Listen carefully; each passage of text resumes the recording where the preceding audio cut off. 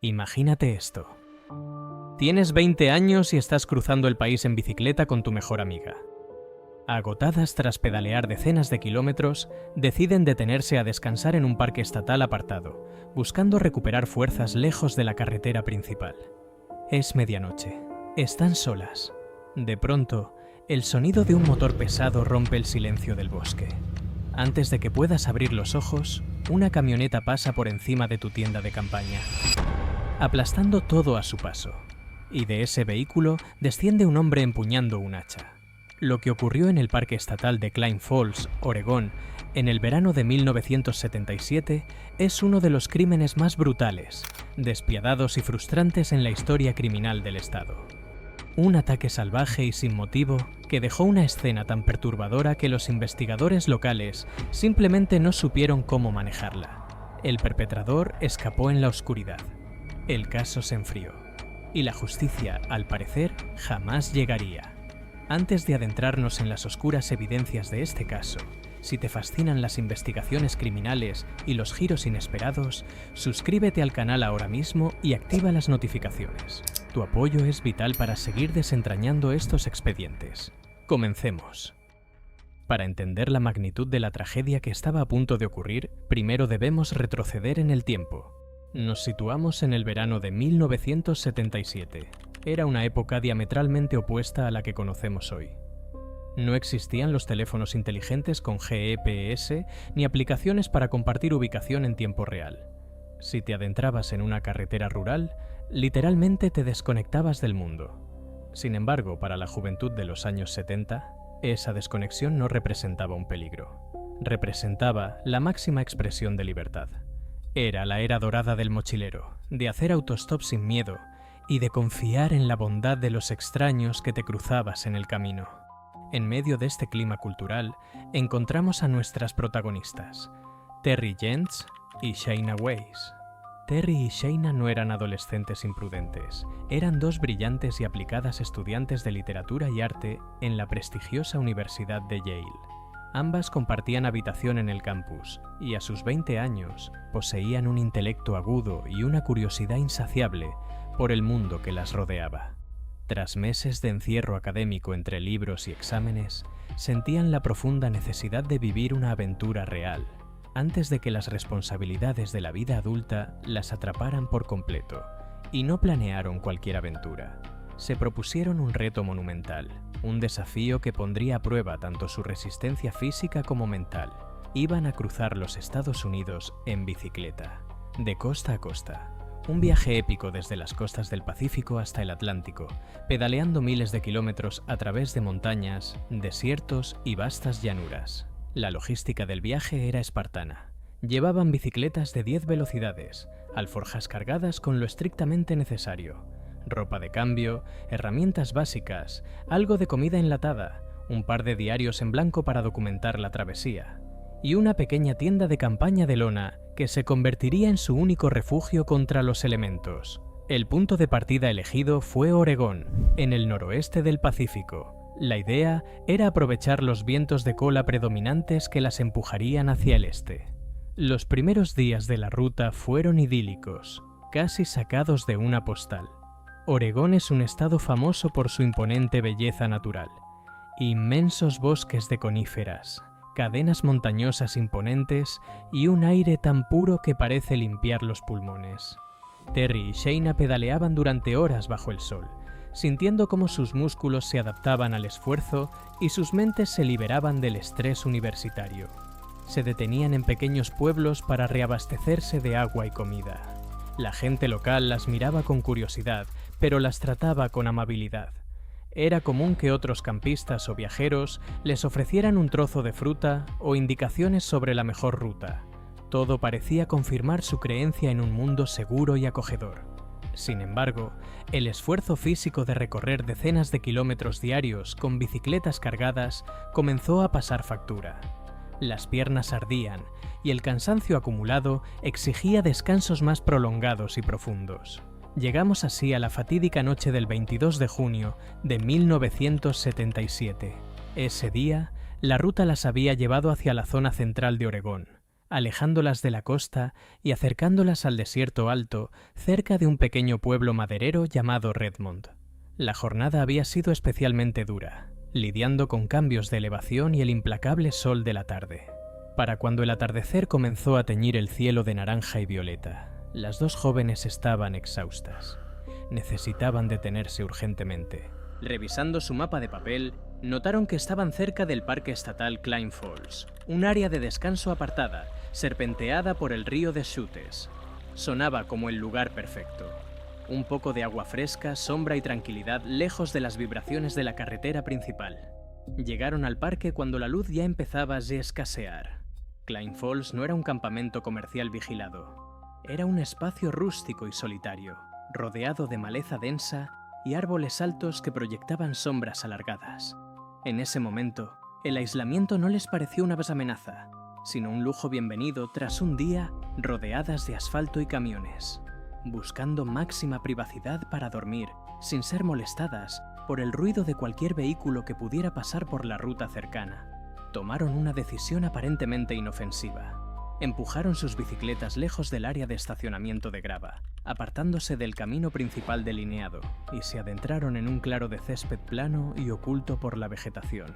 Allí, bajo un cielo que rápidamente se llenaba de estrellas, armaron su frágil tienda de campaña de lona verde, realizaron su rutina nocturna habitual, cenaron raciones frías a la luz de una linterna, revisaron los mapas para el día siguiente y escribieron en sus diarios de viaje. El sonido del río de Chutes fluía a unos metros de distancia, proporcionando un ruido blanco y constante. Cerca de las 10 de la noche, el cansancio las venció por completo. Apagaron las linternas, se metieron en sus sacos de dormir y cerraron la cremallera de la tienda, cerrando con ella la única barrera de apenas unos milímetros de grosor que las separaba del mundo exterior. Pronto, la respiración de ambas se volvió profunda y rítmica. Estaban profundamente dormidas, seguras en la falsa percepción de que el aislamiento era sinónimo de protección. Pero en la oscuridad de ese bosque, el aislamiento era una trampa. No estaban protegidas por la naturaleza. Estaban ocultas a la vista de cualquiera que pudiera ayudarlas. A pocos cientos de metros de distancia, en la oscuridad, alguien había notado su llegada. Alguien que no buscaba la paz del parque, sino todo lo contrario. Mientras Terry y Shayna descansaban en la vulnerabilidad más absoluta, ajenas al mundo exterior, un depredador las estaba observando. Y la noche pacífica estaba a punto de convertirse en una cacería brutal. Aproximadamente a las 11:30 de la noche, el frágil velo de seguridad del bosque se hizo añicos. El silencio absoluto del Parque Estatal Klein Falls fue interrumpido por un sonido que no pertenecía a ese entorno. No era el zumbido distante de un vehículo transitando por la carretera principal. Era el sonido áspero y pesado de una camioneta bajando la velocidad, sus neumáticos triturando la grava del área de descanso, adentrándose deliberadamente en la oscuridad del parque. Dentro de la tienda de campaña, el ruido sacó a Terry y Shayna de su profundo sueño. En los primeros segundos de vigilia, reinó la confusión. ¿Era un guardabosques? ¿Otro campista buscando un lugar tarde en la noche? Pero esa confusión se transformó en terror puro en una fracción de segundo. Las potentes luces altas del vehículo barrieron los árboles y, de repente, se clavaron directamente sobre la tienda de campaña. La lona verde se iluminó desde el exterior, volviéndose casi translúcida, proyectando las sombras de las dos mujeres atrapadas en el interior. Quienquiera que estuviera al volante ahora sabía exactamente dónde estaban. Las había acorralado. No hubo un claxon. No hubo voces pidiendo que se apartaran. Solo se escuchó el ensordecedor rugido del motor, acelerando a fondo. El conductor pisó el acelerador con una intención asesina y dirigió la pesada camioneta directamente hacia ellas. El vehículo de más de 2 toneladas arrolló el campamento a toda velocidad. El impacto fue devastador. La defensa de la camioneta golpeó primero las bicicletas que estaban apoyadas afuera, destrozando los marcos de metal y convirtiéndolas en metralla que salió volando por los aires. Inmediatamente después, las ruedas delanteras aplastaron la frágil estructura de aluminio de la tienda. La lona colapsó instantáneamente sobre Terry y Shayna. El peso aplastante del chasis pasó por encima de ellas, fracturando huesos y desatando un nivel de dolor inimaginable. Atrapadas bajo la tela rasgada y el metal retorcido de su propio refugio, ciegas en la oscuridad y sofocadas por el polvo y el olor a tubo de escape, el pánico absoluto se apoderó de la escena. Pero el horror apenas comenzaba. La camioneta no siguió de largo para darse a la fuga. Frenó en seco a escasos metros de los restos del campamento. El motor quedó encendido, emitiendo un ronroneo bajo y amenazante. La puerta del conductor se abrió. Un hombre alto y fornido descendió del vehículo. Su rostro quedaba oculto en la oscuridad, oscurecido por el contraluz de los faros de la camioneta. Su comportamiento era lo más escalofriante de todo. No corría, no gritaba en un estado de frenesí o furia. Caminaba con una calma espeluznante, con pasos firmes y calculados hacia la masa de lona donde las jóvenes yacían inmovilizadas. A medida que se acercaba, la luz de la luna y el reflejo de los faros revelaron lo que sostenía en su mano derecha. Un hacha de campamento de mango largo y hoja afilada. Sin pronunciar una sola palabra, sin exigir dinero, sin emitir un solo sonido que delatara su motivación, el agresor se posicionó sobre la tienda colapsada y levantó el arma por encima de su cabeza. El primer hachazo cortó el aire y rasgó la lona. Terry, en un intento desesperado y casi instintivo por proteger su cabeza, levantó el brazo. La pesada hoja de acero impactó directamente contra su antebrazo, cortando limpiamente los tendones, desgarrando el músculo y fracturando el hueso con un crujido sordo. Al ver que sus víctimas aún se movían bajo la tela, el hombre desató un frenesí calculado. Al no poder ver exactamente dónde estaban las cabezas o los cuellos de las chicas debido a la lona que las cubría, comenzó a asestar golpes a ciegas, apuntando a los bultos que se retorcían en el suelo. Levantaba el hacha con ambas manos y la dejaba caer con una fuerza brutal, repitiendo el movimiento una y otra vez como si estuviera talando un árbol. Los impactos buscaron las cabezas de ambas víctimas. La hoja de acero encontró el cráneo de Sonia, asestando múltiples golpes que fracturaron su bóveda craneal y la dejaron instantáneamente inmóvil. Terry, intentando arrastrarse para escapar, recibió profundos tajos en el torso y hachazos letales en la parte superior de la cabeza. La violencia del asalto fue de una magnitud tan extrema y el agresor golpeaba con tanta fuerza descendente que el filo del hacha atravesaba la gruesa lona de la tienda, cortaba profundamente la carne, destrozaba los huesos y continuaba su trayectoria hasta dejar surcos profundos marcados de forma permanente en el duro asfalto que se encontraba debajo de ellas. Y entonces, tan rápido como se desató el infierno, la masacre se detuvo. El agresor bajó el hacha ensangrentada. No se agachó para buscar las billeteras de las chicas. No intentó robar el valioso equipo de campamento que sobrevivió al choque. No hubo ningún intento de agresión sexual. Su único y absoluto objetivo era la erradicación total. Simplemente se cercioró visualmente de haberlas despedazado. Satisfecho con la carnicería, dio media vuelta y caminó de regreso a su camioneta con la misma calma con la que había llegado. Cerró la puerta, engranó la marcha y desapareció lentamente por la carretera oscura, dejando que las luces traseras rojas se desvanecieran en la niebla del bosque. El campamento, hace solo unos minutos un refugio pacífico, quedó sumido en un silencio perturbador, convertido en una escena de carnicería pura, donde el único sonido restante era el goteo de la sangre filtrándose hacia la tierra. Horas más tarde, el sol comenzó a asomarse sobre los árboles del Parque Estatal Klein Falls. Con las primeras luces del alba, el velo de oscuridad se levantó, revelando la verdadera magnitud de la atrocidad cometida durante la noche. Un campista adolescente, que había pasado la noche en una zona más alejada del parque, salió a caminar por los senderos cercanos al río Deschutes. Al acercarse a la zona de césped apartada, notó algo extraño en el suelo. A medida que acortaba la distancia, el escenario se fue volviendo más claro y aterrador. No era un campamento desordenado. Era un matadero. La lona verde de la tienda estaba destrozada, reducida a jirones cubiertos de tierra y fluidos. Los tubos de aluminio que sostenían la estructura estaban retorcidos en ángulos imposibles. Las bicicletas de alta gama que Terry y Shayna habían usado para cruzar el estado yacían convertidas en chatarra de metal aplastado. Y en el asfalto y el césped alrededor de la tienda había un rastro masivo de sangre. El adolescente, en estado de shock, corrió a buscar ayuda. Minutos después, las sirenas rompieron la tranquilidad de la mañana. Las primeras patrullas de la policía del condado de Deschutes y los equipos de paramédicos llegaron al lugar. Al ver la cantidad de sangre esparcida, los cortes en el asfalto y la destrucción total causada por un vehículo pesado, los agentes de la ley aseguraron el área de manera preliminar con un solo objetivo en mente. Estaban allí para hacer el levantamiento de 2 cadáveres mutilados. Se contactó al médico forense. Era evidente que nadie podía sobrevivir a un ataque de esa brutalidad. Los paramédicos se acercaron a los cuerpos inmóviles bajo la lona ensangrentada, preparándose para declarar la hora de las muertes. Pero entonces descubrieron lo imposible.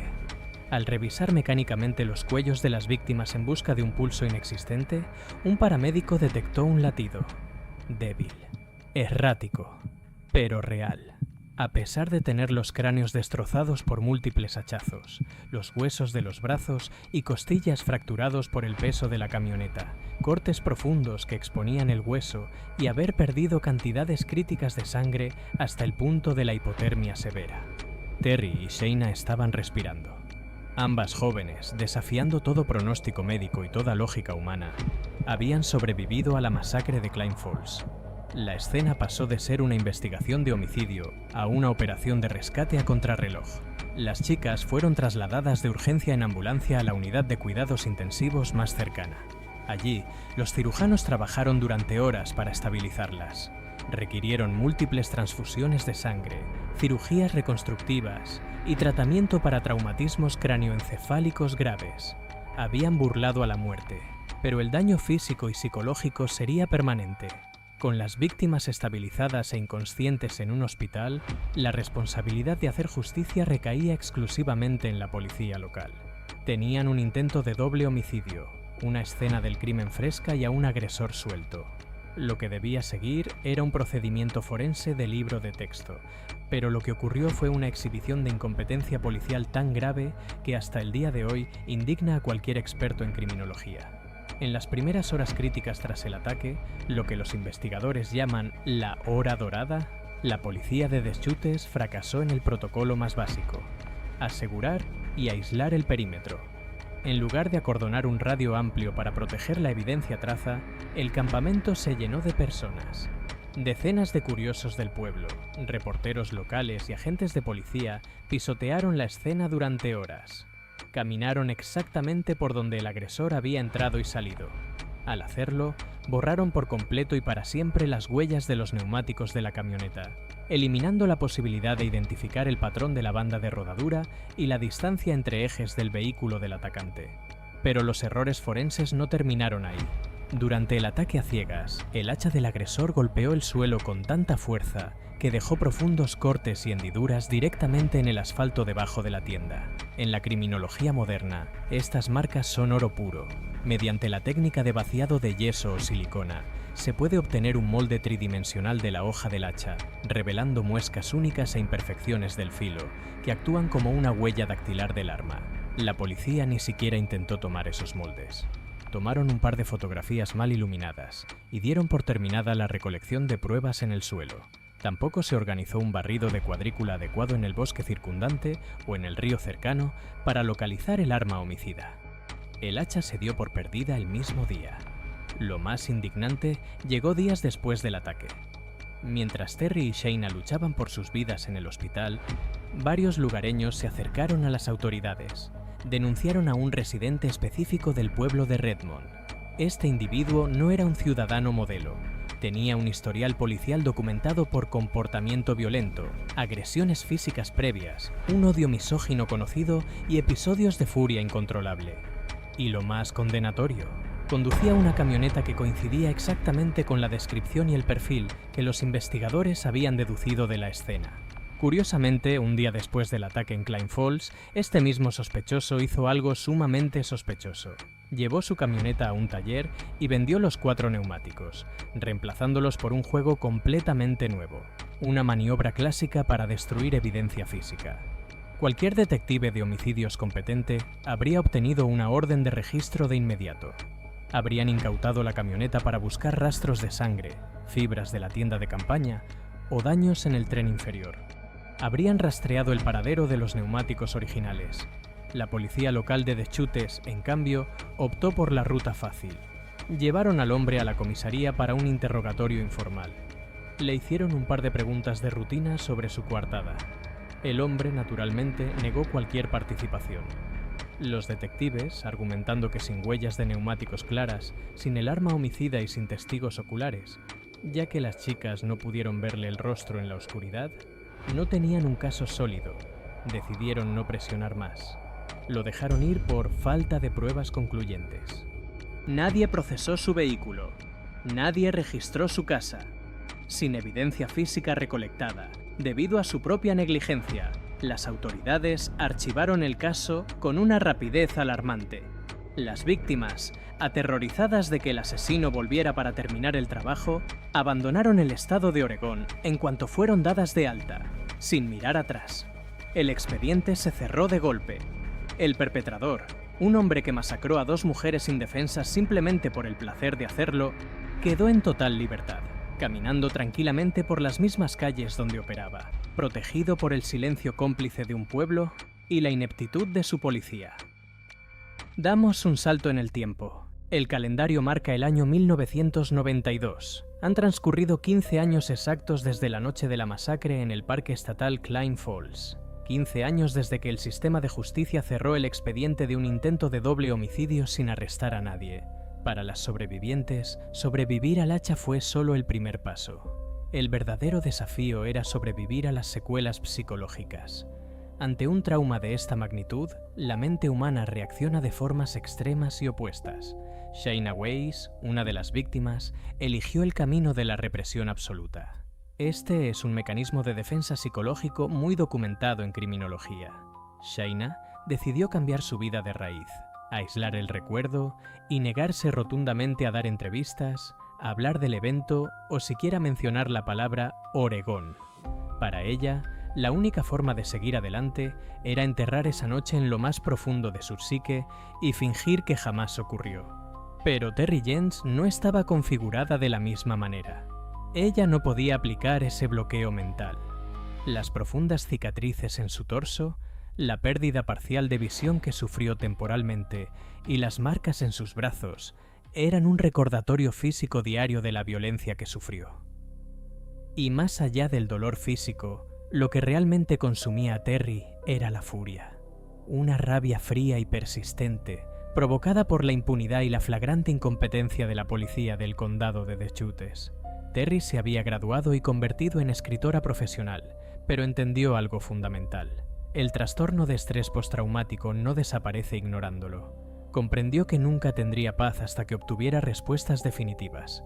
No quería disculpas, quería el nombre del hombre que intentó matarla.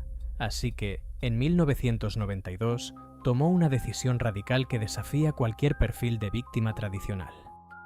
Terry Jentz empacó sus pertenencias, subió a su auto y condujo de regreso al estado de Oregón. Se dirigió directamente al condado de Deschutes y alquiló una cabaña aislada en el bosque. Regresó a la escena del crimen. Regresó al territorio de caza de su verdugo. Ya no era una estudiante de 20 años aterrorizada y vulnerable. Regresaba como una investigadora documental, dispuesta a hacer el trabajo sucio que los detectives de homicidios se negaron a hacer en 1977. El desafío era monumental. Las pruebas físicas directas habían sido destruidas o ignoradas por la policía hace más de una década. Terry sabía que su única opción era reconstruir el caso a través de pruebas testimoniales y evidencia circunstancial oculta en los registros públicos. Comenzó a infiltrarse en la comunidad local. Un pequeño pueblo maderero suele tener un código de silencio implícito, pero Terry fue metódica. Empezó a rastrear y entrevistar a los testigos que la policía jamás interrogó de manera formal. Habló con paramédicos que atendieron la escena, enfermeras del hospital y, lo más importante, vecinos de la zona de Redmond. Lo que descubrió fue un patrón de encubrimiento sistemático. Terry logró contactar a antiguos oficiales de policía y detectives que habían trabajado en el departamento en la época del ataque. Frente a su grabadora, 15 años después y ya fuera de la fuerza, varios de estos exagentes finalmente se quebraron. Admitieron la profunda negligencia del departamento.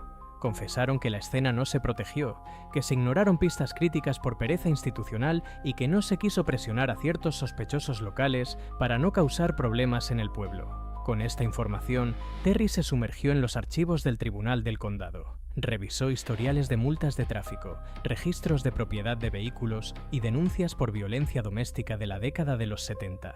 Pronto, los datos comenzaron a cruzarse.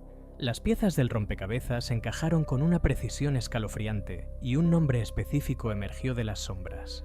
No era un asesino en serie nómada. No era un camionero de paso, como la policía había sugerido inicialmente para desviar la atención. Era el mismo hombre que varios lugareños habían denunciado confidencialmente en la semana del ataque. Terry descubrió que su agresor era un sociópata residente del área. Un hombre blanco, corpulento, conocido en los bares locales por su temperamento explosivo y su historial ininterrumpido de brutalidad extrema hacia las mujeres. Un sujeto que precisamente en el verano de 1977 conducía una camioneta que coincidía milimétricamente con el vehículo del ataque y que destruyó los neumáticos al día siguiente del crimen. Terry se dio cuenta de la verdad más perturbadora de todo el caso. Todos en el pueblo sabían quién era él. Las autoridades sabían quién era. Todos le temían, y la policía simplemente decidió ignorarlo, cerrando filas para proteger a uno de los suyos en lugar de hacer justicia para dos forasteras. Tras 15 años de caminar en la sombra de su propio asesinato, Terry Jentz finalmente había encendido la luz. Ya conocía el rostro de su atacante, conocía su historial y conocía sus movimientos. Ya no era la presa, tenía a su monstruo acorralado. Tras años de recabar información forense y testimonial por su cuenta, Terry documentó toda su investigación en el libro Strange Piece of Paradise. En sus páginas, reveló con detalle milimétrico la identidad del principal sospechoso y desnudó la incompetencia del sistema judicial que le permitió vivir en libertad sin consecuencias. Tristemente, debido a las leyes de la época, para cuando Terry descubrió la verdad, el Estatuto de Limitaciones del Estado de Oregón para el delito de intento de homicidio había expirado. El hombre jamás enfrentaría un juicio penal por lo que hizo esa noche de verano. Sin embargo, Terry Jentz logró una victoria monumental. Le arrebató el anonimato a su atacante.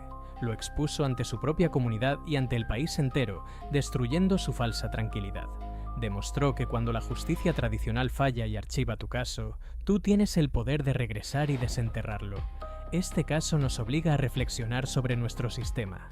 ¿La justicia está diseñada para encontrar la verdad o simplemente para cerrar expedientes rápido? Si estuvieras en el lugar de Terry, ¿habrías regresado 15 años después a cazar al hombre que intentó quitarte la vida sabiendo que la ley ya no te respalda? Déjame tu análisis en la caja de comentarios. Si el enfoque documental de este expediente te pareció revelador, no olvides darle me gusta y suscribirte para que no te pierdas la próxima investigación a fondo. ¡Hasta pronto!